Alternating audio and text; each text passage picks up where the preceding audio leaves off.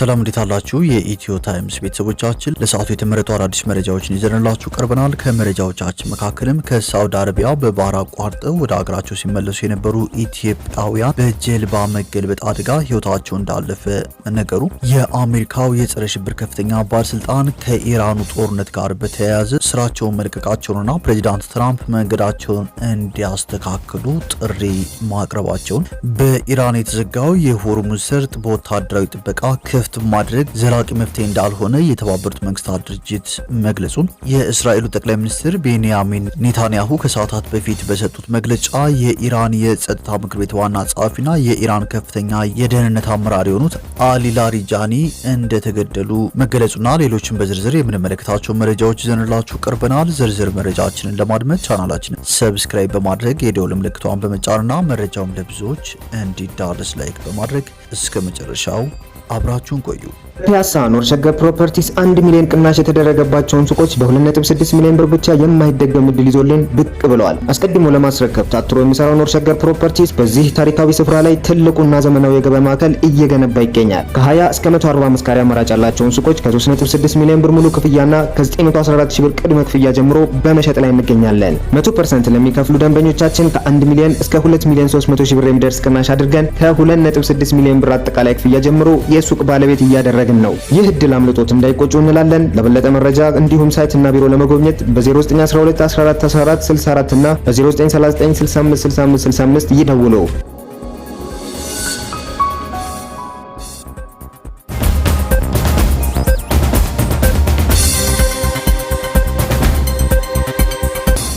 ወደ መጀመሪያው መረጃችን ስናልፍ ከሳውዲ አረቢያ በባህር አቋርጠው ወደ ሀገራቸው ሲመለሱ የነበሩ ኢትዮጵያውያን በጀልባ መገልበጥ አደጋ ህይወታቸው እንዳለፈ ተነግሯል። ከየመን ባህር ዳርቻ ተነስተው ወደ ጅቡቲ ሲጓዙ የነበሩ በርካታ ኢትዮጵያውያን ይጓዙበት የነበረው ጀልባ ተገልብጦ መሞታቸውን በአደጋው ሰለባ የሆኑትን ቤተሰቦችና የቅርብ ሰዎችን ዋቢ አድርጎ ተቀማጭነቱ በካናዳ የሆነው ሆርን ፍሪኩዌንሲ የተሰኘው የበይነመረብ ሚዲያ ዘግቧል። በጀልባ መገልበጥ አደጋው ህይወታቸውን ያጡ ኢትዮጵያውያን ነዋሪነታቸው በሳውዲ አረቢያ ያደረጉ እንደነበሩ የገለጸው ሆርን ፍሪኩዌንሲ በባህር አቋርጠው ወደ ሀገራቸው ሲመለሱ ቀይ ባህር ላይ ባጋጠማቸው የጀልባ አደጋ ህይወታቸው ማለፉን ዘግቧል። የመገልበጥ አደጋ ያጋጠማት ጀልባ ኢትዮጵያን ጨምሮ በግምት 150 ይሆናሉ የተባሉ የአፍሪካ ስደተኞችን ጭና በመጓዝ ያለች በአደገኛ የባህር ሞገድ ተመታ መገልበጧ ታውቋል።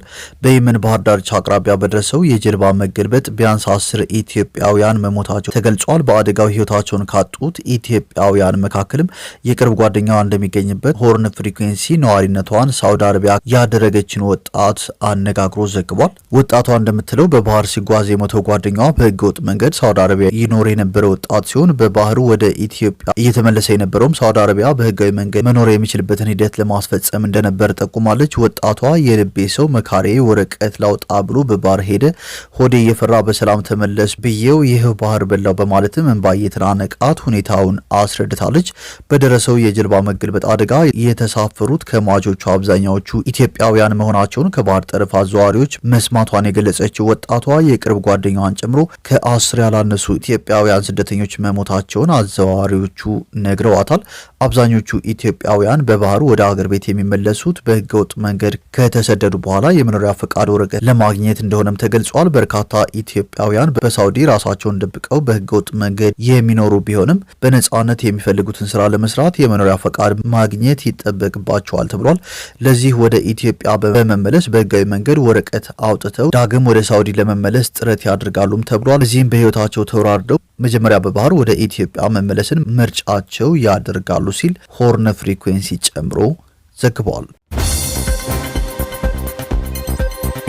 ወደ ቀጣዩ መረጃዎችን ስናልፍ የአሜሪካ ከፍተኛ ባለስልጣን በኢራን የሚካሄደውን ጦርነት ተቃውሞ ስልጣናቸውን ለቀዋል። የአሜሪካ ብሔራዊ የጸረ ሽብርተኝነት ማዕከል ዳይሬክተር በኢራን ውስጥ እየተካሄደ ያለውን ጦርነት በበጎ ህሊና መደገፍ አልችልም በማለት ስልጣናቸውን መልቀቃቸውን በማህበራዊ ሚዲያ ላይ ባጋሩት መልእክት አስታውቀዋል። ጆ ኬንት ኃላፊነታቸውን መልቀቃቸውን ለፕሬዚዳንት ትራምፕ ባሳወቁበት ደብዳቤ ኢራን በሀገራችን ላይ ምንም አይነት ተጨባጭ ስጋት አልደቀነችም፣ ይህንን ጦርነት የጀመርነው በእስራኤልና በአሜሪካ ባሏት ሀያል ደጋፊዎቿ ግፊት መሆኑ መሆኑ ግልጽ ነው ብለዋል። ዶናልድ ትራምፕ 3 ጊዜ ለፕሬዝዳንትነት ሲወዳደሩ ይዘው የተነሷቸውን ፖሊሲዎች ደግፈው ከጎናቸው እንደቆሙ ያስታወሱት ጆ እስከ 2025 በመካከለኛው ምስራቅ ውስጥ የተካሄዱት ጦርነቶች የአሜሪካውያንን ሕይወት የቀጠፉና የአገሪቱን ሀብት ያሟጠጡ መሆናቸውን ትራምፕ ይረዱ እንደነበር አስታውሰዋል። በ11 ውጊያዎች ላይ እንደተሳተፈ የቀድሞ ወታደርና በእስራኤል በተፈበረከ ጦርነት ውድ ሚስቱን እንዳጣባል ቀጣዩ ትውልድ ለአሜሪካ ጥቅም በማያስገኝና የሚከፈለው ዋጋ አሳማኝ ወዳልሆነ ጦርነት